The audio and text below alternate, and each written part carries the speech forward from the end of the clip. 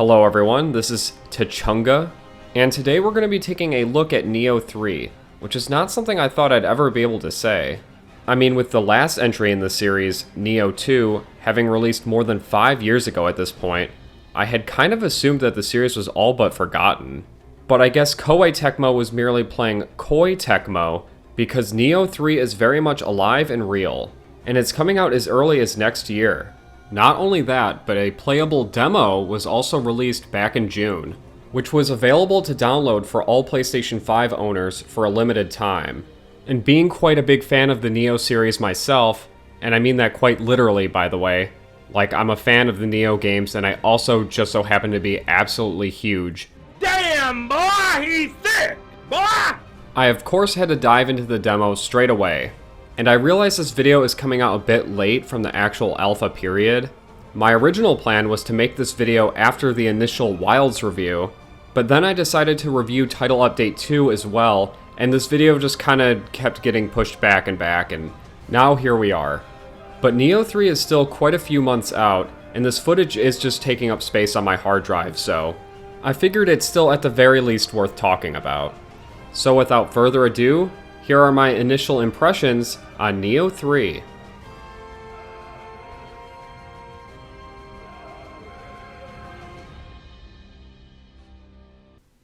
Alright, so let's go ahead and get right into it. And starting off, you'll likely notice that Nioh 3 looks very similar to Nioh 2 or even Nioh 1, which is a little disappointing when considering that the first two Nioh games arguably looked pretty dated even at the time of their release. And with such a substantial gap between the release of Nioh 2 and now Nioh 3, I don't think it's too unreasonable to expect an equally substantial leap in terms of visuals.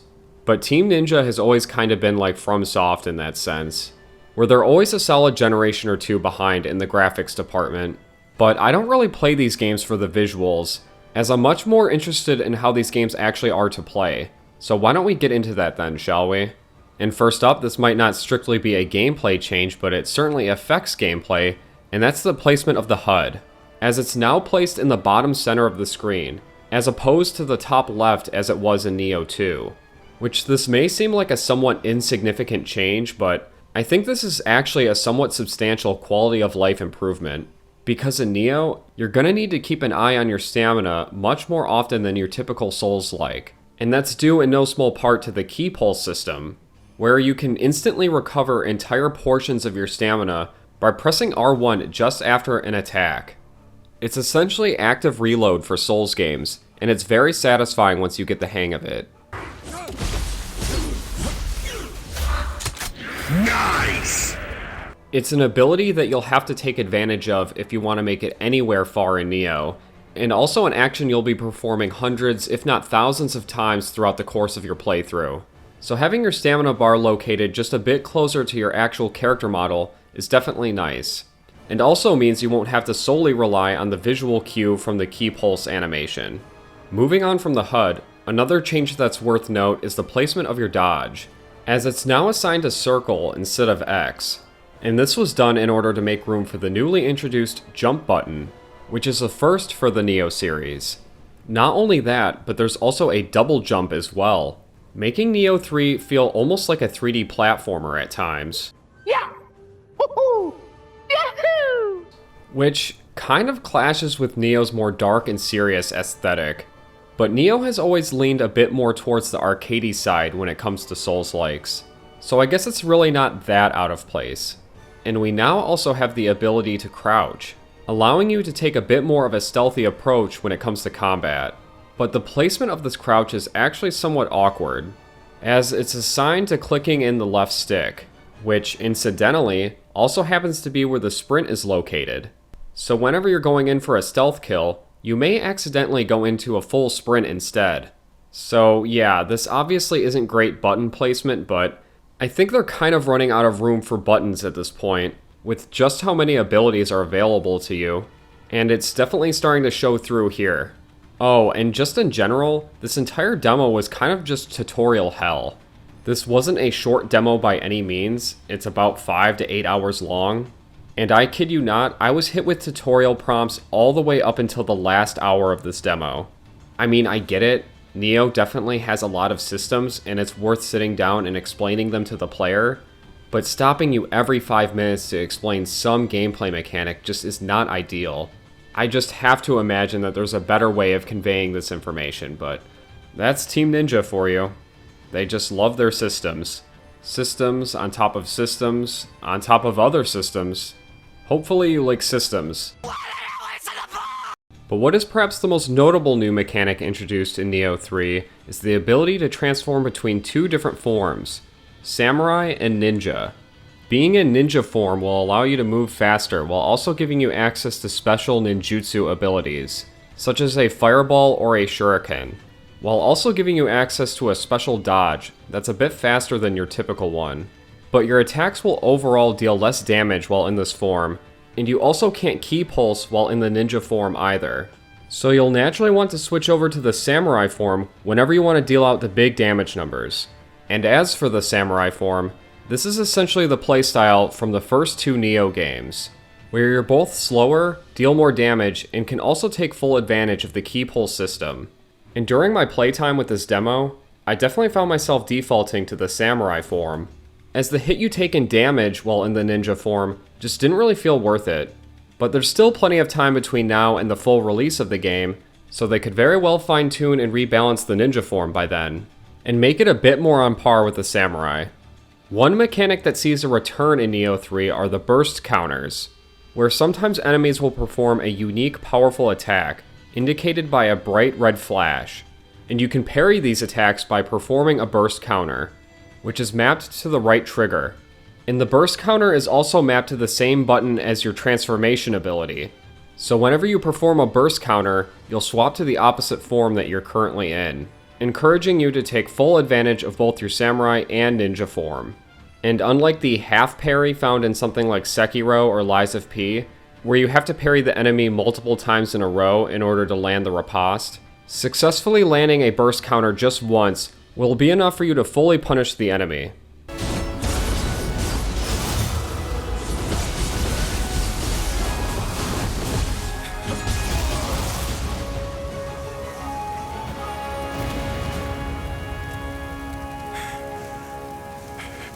Another big differentiator in Nioh 3 is the fact that it's open world now, which is apparently the final form of every video game series, it would seem. Although it's probably worth noting that the game is technically not open world, at least not according to the developers anyway, which maybe it will become more clear what they mean by this in the final release, but from what I've played of the demo, it was almost certainly an open world. There's a large open field scattered with side areas and optional content that you can choose to tackle in any order you want. There are overworld bosses that lurk around in the open world, just like in Elden Ring. Hell, there's even bandit camps. If this isn't an open world, then I don't know what is. Just about every staple we've come to expect from open worlds can be found here. Save for the infamous Ubisoft towers, maybe. I didn't see any of those. And there's even a step outside moment, just like in Breath of the Wild, where the camera pans out and you get a better look at a large point of interest off in the distance. But instead of it being Hyrule Castle or the Erd Tree, it's this weird, dark, looming mass.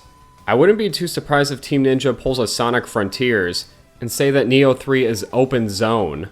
But however Team Ninja decides they want to define it, I gotta say, I'm a little mixed on Nioh 3 going open world or open zone, because what is almost certainly a hot take, I don't think the Souls-like formula actually works all that well in an open world.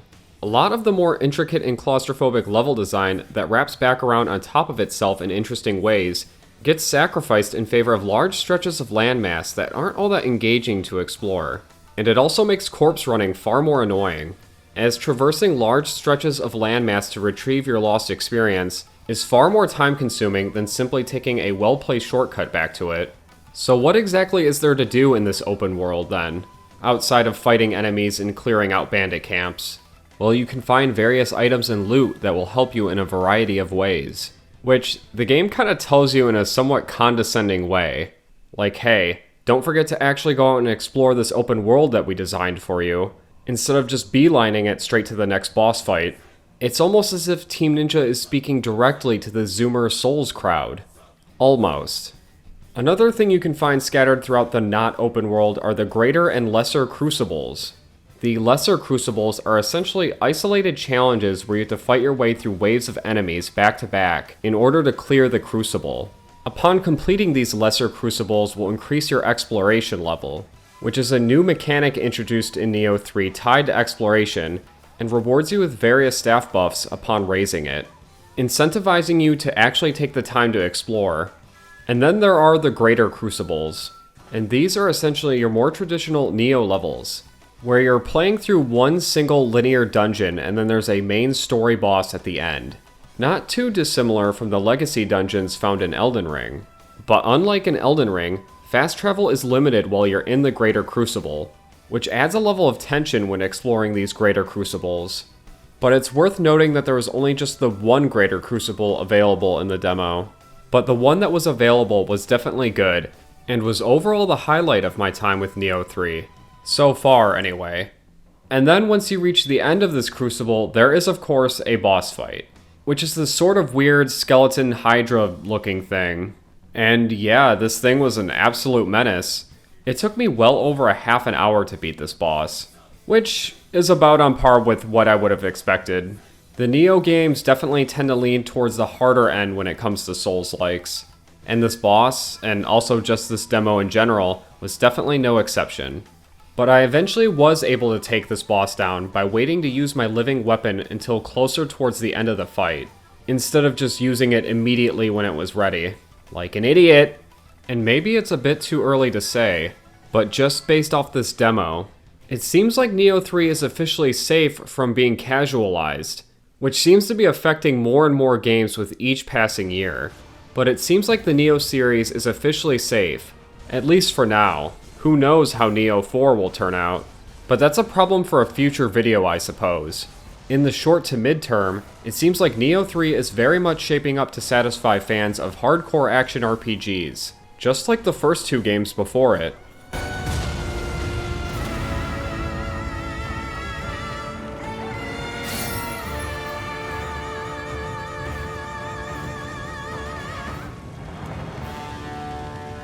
My last real hang-up with Nioh 3 is no real fault of the game itself and is more so just a me problem, and that is I'm just kind of sick of Souls-likes. I mean, this genre has just kind of been beaten into the ground at this point. We pretty much get close to a dozen new Souls-likes each year. Just this year alone we've gotten AI Limit, the first Berserker Kazan, Elden Ring Night Rain, which I still haven't even played, Wu Chang Fallen Feathers, the Lies of P DLC, and the year's not even over yet. Probably at least a couple more will get shit out before now and the end of December. I feel like I've been playing the same game over and over again for the past 15 years now. I mean, to be fair, we've always had generic action games. Back on PS3, they were God of War and Devil May Cry clones. Now, they're Souls-likes. The more things change, the more they just stay the same. But I do have faith in Nioh 3. It seems like Team Ninja are taking genuine strides in order to shake things up. While I wouldn't go as far as to say that anything that Nioh 3 does is innovative, it's clear that they're going out of their way to make sure this isn't just Nioh 2.5. And so far, I'd say that they're succeeding at that. So, despite a few minor complaints here and there, I walk away from my playtime with this demo quite positive. I went in fully expecting it to just be more Nioh, and while it certainly is that, it's also quite a bit more as well. Being able to seamlessly swap between two different gameplay styles on the fly adds a whole new dimension to the game's combat, even if I did find one of those styles a bit more practical than the other. But the potential is certainly still there, and the inclusion of not only a jump, but also a double jump adds a whole new layer to exploration. And that's not even to mention the open world, or the more open-ended approach to level design, which is probably the one aspect of Nioh 3 that I'm still the most mixed on, as there was nothing during my playtime with this demo that really sold me on the open world, and really justified why Nioh 3 had to go in this direction, but I may very well be in the minority on that. And the greater crucibles are there to provide that more traditional Nioh experience. Who knows? Maybe Team Ninja will be able to strike a good enough balance between these two vastly different approaches to level design, and end up satisfying both camps. I suppose only time will tell. And speaking of, we'll no doubt learn much more about the game very soon, as Tokyo Game Show is just around the corner on September 25th, And we already have confirmation from Koei Tecmo that Nioh 3 will be one of the games at the show floor. So we'll no doubt learn more about Nioh 3 very soon. So something to keep an eye on. But until then, I'll catch you all in the next video.